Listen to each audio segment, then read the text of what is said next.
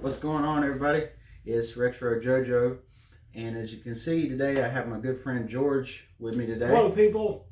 And we're going to do a little bit of a question and answer type of thing, and just go from there. So I think we'll jump right into it, George. All right. What's the first question? Ask you a couple questions and give me your thoughts on it. What you think? So, my first question: what is your favorite musician or band? My favorite band would be the Beatles. Okay. I've always liked the Beatles ever since they came over from Liverpool in '64. One of the bands to start the British invasion. Yeah. Always been my favorite band. I think my favorite, well, right now, I guess, would be Disturbed, as you probably take from my shirt and a bunch of things that I've ordered recently. I've gotten a lot of Disturbed stuff. I went Disturbed crazy, everybody. So they're a band from Chicago, and I like David and what he stands for, and just his energy on stage and everything that he does. He seems like he puts a lot of passion into it, and he seems like now he's getting where he's always been aware of it, but it's like he's very self-aware of, and like political issues and other things, like, you know, he's one of the advocates for the suicide prevention hotline. And I just want to say this: if anybody's in crisis, to seek help, because you do matter. And I just want to say that while we're already recording. So we'll move on to the next one. What is your favorite movie and your favorite TV show? Favorite movie would have to be Star Wars. I would say specifically of the original trilogy, I would have to say Empire Strikes Back, probably. And TV show, my favorite TV show would be The X-Files. I'll have to go with, I don't know, it's a tie for me between Empire and Return of the Jedi as far as Star Wars, because it's my favorite also. And TV shows, maybe right now I've been watching Aqua Teen Hunger Force, but I remember watching that back in the day. On Cartoon Network, on Adult Swim. That's right. Still remember watching a lot of those shows on Adult Swim. Yep. I couldn't say what would be my exact favorite, but I don't know. When I was younger, it was Naruto. I still like Naruto, but that's more of an anime, but it's still a TV show, so I guess it counts.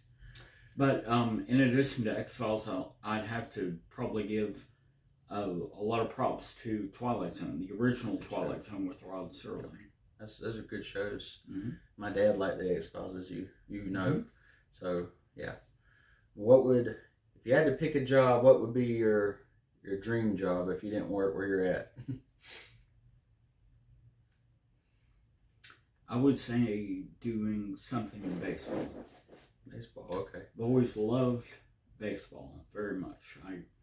I have very fond memories when I was younger, sitting down in the den with my grandfather and watching the Braves games, and did that for years. And it was at a time when the Braves just did not play very well at all, but that didn't matter because I was watching them with him. That's right. I would say video game. It's something with video games, editing, making the video game, or doing something. Either that or like cybersecurity maybe would be one of the things I would want to do. I'm passionate about video games, and that's one of the things I like. I've noticed that. just a hair. Yeah, just a little bit.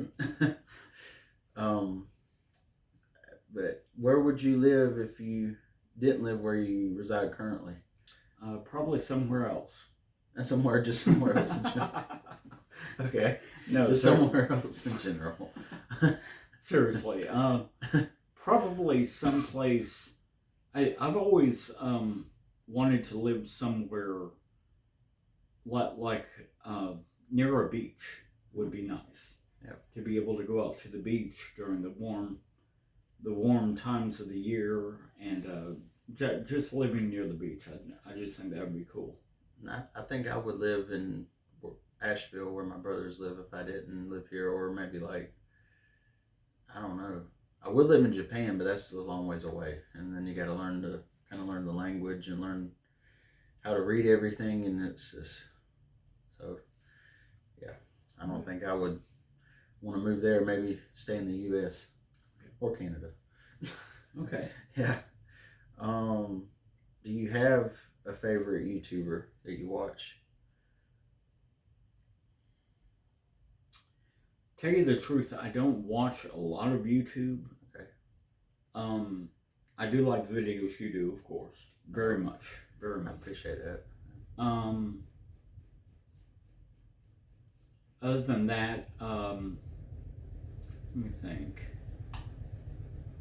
I just watch a whole bunch of different things on YouTube. I typically listen to music on YouTube more than anything else. So I think I'd have to go with that. I would say I like watching Metal Jesus Rocks a lot, and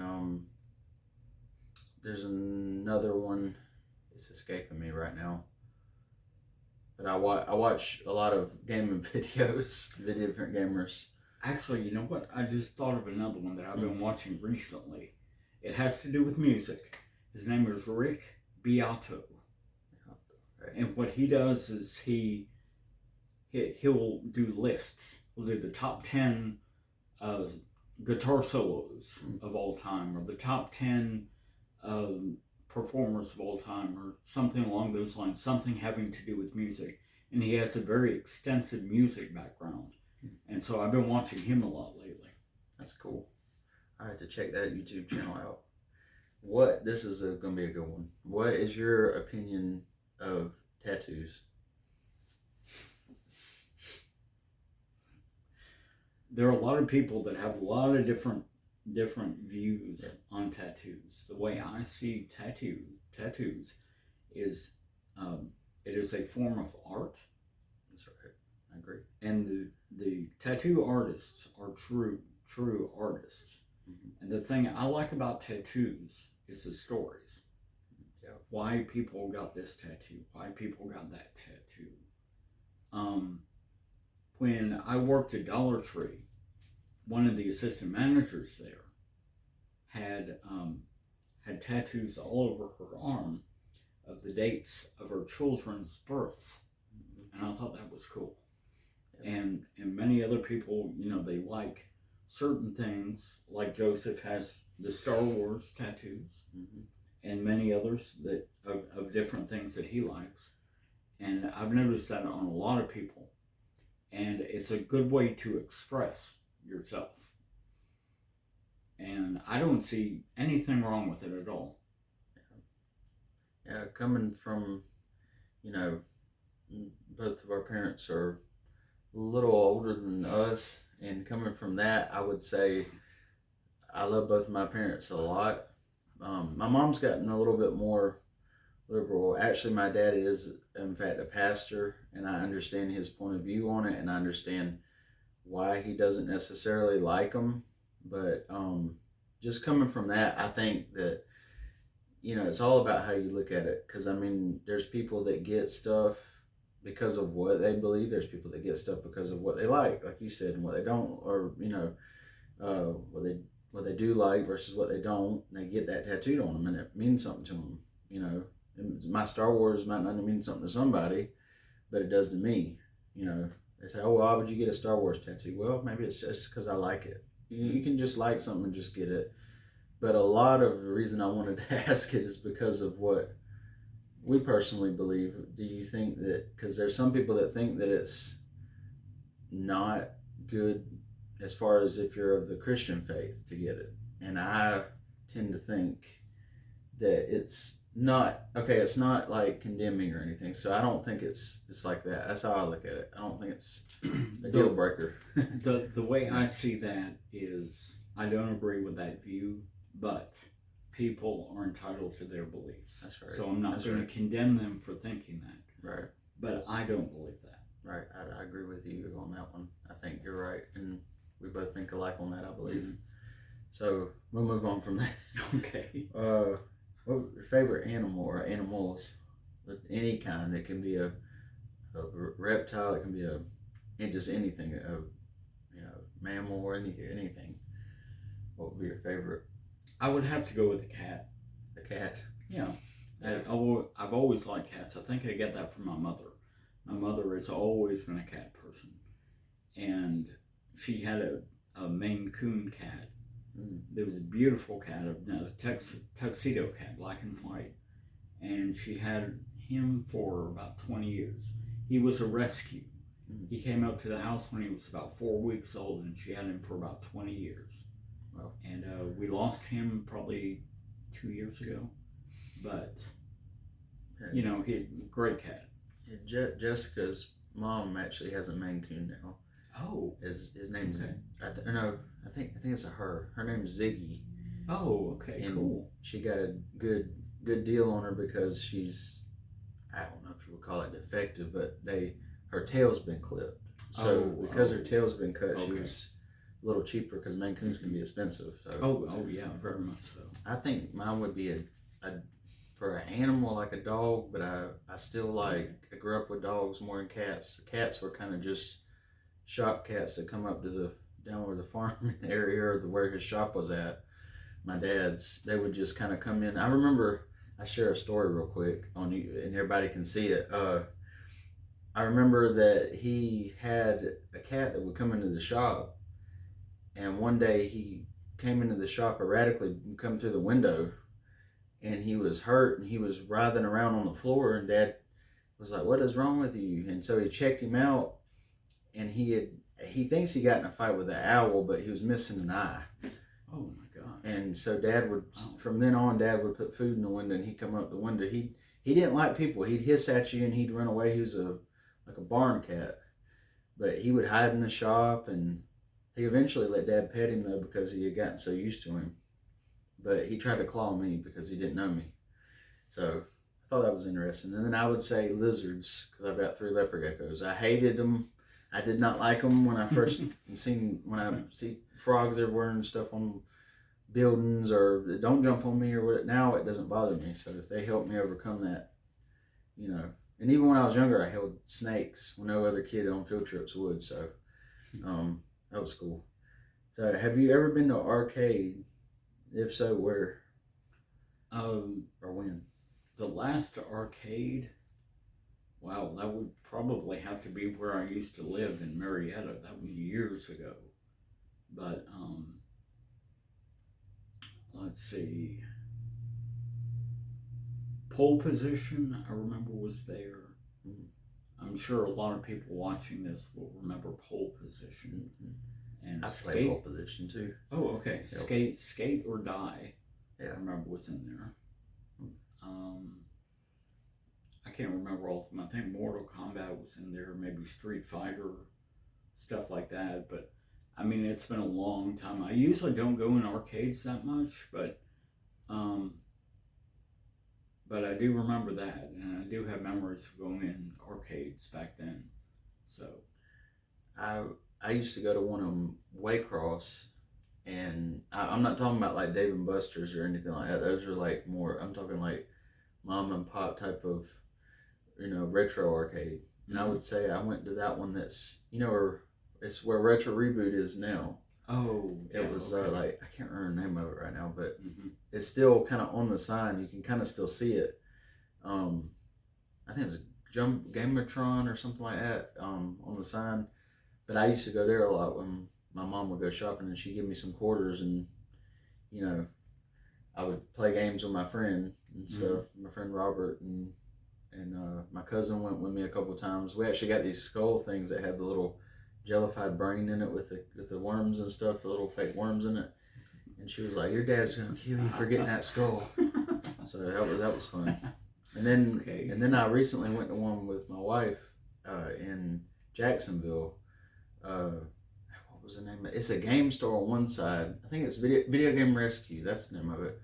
It's a game store on one side. I think it's off Blandon Boulevard in Jacksonville. And then it's on the other side. It's got he's got a full arcade, and you can pay by the hour, and you just play until you're done. Oh, so that's really cool. I'm gonna add another question to these questions. But this one is: what is your favorite collectible or collectibles? I think we have an Do I idea. need to answer that? I think we have an idea, maybe just a little idea of what it might be. Let me think. That's a tough one. I think Maybe. I'm gonna have to go with Star Wars. Yeah, I think I'm gonna agree with him on my collection too. I think I've got just a little bit of Star Wars, just a tad bit, maybe just a little. But I've gotten into collecting Funkos, and now I'm starting to collect comics and stuff. Like there's this company called Incendium. I think they're called Opus or Opius. I might be saying. I think it's Opus now. And they make a bunch of comics, and then they partner with another company and make figures of bands. Like I think Motionless in White has comics now. A bunch of bands, I think Five Finger Death Punch might be wrong. I know Disturbed does because I have all but one of the limited edition cover art in the figure, and a bunch of CDs and stuff like that. So that I've gotten over years. Well, I seem to remember when I worked at a game store, there was actually an Insane Clown Posse comic. Oh wow. I didn't even know they made comics for Insane Clown Posse. That's crazy. I don't know if they still do, but they did back then. But they're probably worth some money now too. Could be.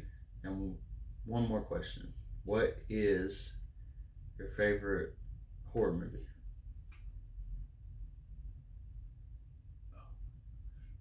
Oh wow.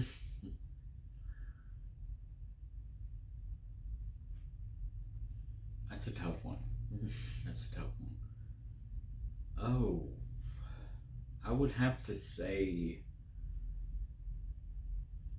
I could narrow it to two, possibly, between The Exorcist and The Shining. Okay. The original one with Jack Nicholson and Shelley Duvall, definitely. Not the good movie.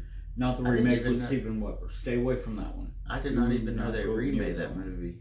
Yes, they did. The Jack Nicholson was the best one. Was it Shelley Duvall? Shelley Duvall. Yep, that's right. And Scatman Crothers played Dick Halloran, the cook. But in the remake, it was Steven Weber, who many of you all might remember a sitcom in the 90s called Wings. Steven Weber was in that. And it just did not work. Did not work with him. And Rebecca De Mornay played Winifred Torrance, played Shelley Duvall's character. And while she's a very, very accomplished actress, she was wrong for the role. In the talking about the newer one, or in the newer one, in the newer Shining. Have you ever seen The Hand That Rocks the Cradle? Okay.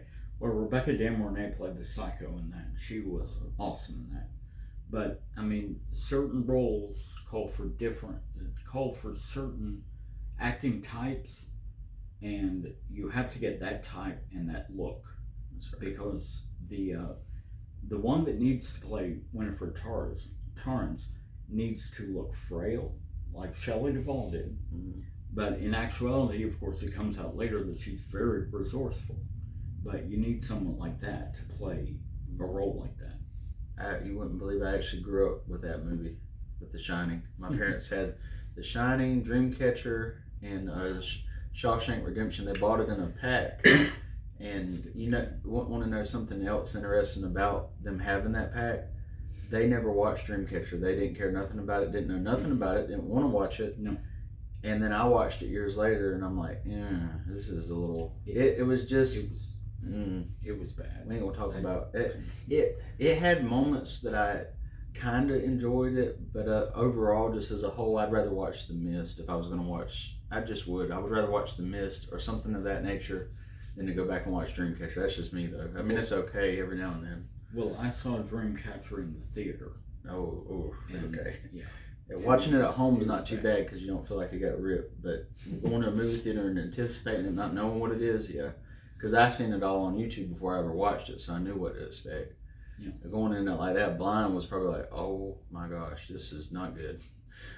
This is not that good. And I paid for this ticket, and it's but to be honest, in all fairness to Stephen King, I think that movie came out, I want to say, just after his car accident. Yeah, I remember. Because he had a terrible car accident where he was T-boned, and he actually almost died. and he spent something like 18 months or 2 years in the hospital. Mm-hmm. So his writings directly after that were not very good because he had to get back in the rhythm. So You probably can guess what mine would be. Favorite horror movie. Oh, that's tough. I'll I'd have to say something by Rob Zombie. actually no. I will have to. Really? I'll have to go with the 70s. I can't remember if it was come out in 73 or 74. I think it was 74. The original Texas Chainsaw Massacre. Halloween. Oh, Halloween. That was 78. I'll have to go with Yeah, that was that 78. one, and then I'm gonna kind of flip flop a little bit, and I'm gonna actually go. I'm gonna do. It's the same. It's like a remake, but it's like kind of still the same story continued. But the first new Halloween, the very first one, I did enjoy that one a lot. In that whole trilogy, I just love all the Halloween movies, but along with the Friday 13th. I mean, I just love stuff like that. Slasher films. That's what I started watching that I maybe wasn't supposed to be watching, and I started watching it and kind of hiding it. So then they figured it out, and then I was old enough by then, so it didn't really matter. And a funny story, actually, I went to the Video Warehouse after we left church one Wednesday night, and we ended up going to Crystal, and then I wanted to stop and get something at Video Warehouse to watch. And I said, we can watch it all together as a family. And I had a master plan in this, but they didn't know that. We rented this movie on Friday the 13th, and we watched Friday the 13th on a full moon. Okay. And there's one certain scene it got to, and my dad was like, turn it off. And of course it was the scene where there's some lewd, Oh, yeah. and he tried to turn it off and he dropped the remote, and I just remember, did Dad burn it? Or Dad gummit, drop the remote. And then we were trying to, and I'm like, it's not, that's the only one in the whole movie, because back then they didn't put it in so blatantly like they do now. You have one or two little instances, and the rest of the movie is just about the plot. It's not just all about that. It's about the plot. And that's something I feel like even in all film we've gotten away from is, it doesn't matter what's on screen as long as people like it. It doesn't matter what, it's almost like movies and stuff have become background noise. Mm-hmm. And to me, if we could sit down as a family and actually watch it together, and people actually, give a crap about what they're watching and be passionate about things that we like again, I think that's something we've lost. But in some ways, because of technology's kind of made it where you don't have as much interaction with one another anymore.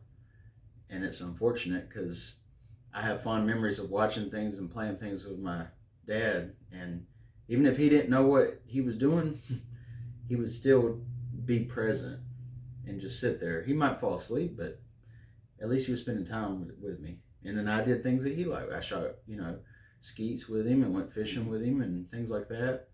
And we spent time together. Nowadays, you can't get kids off of a tablet to do things like that. And I think it's just something we need. My rant's over, but well, it's something Well, my love of horror movies was instilled in me by my mother, because she's always been a Stephen King fan.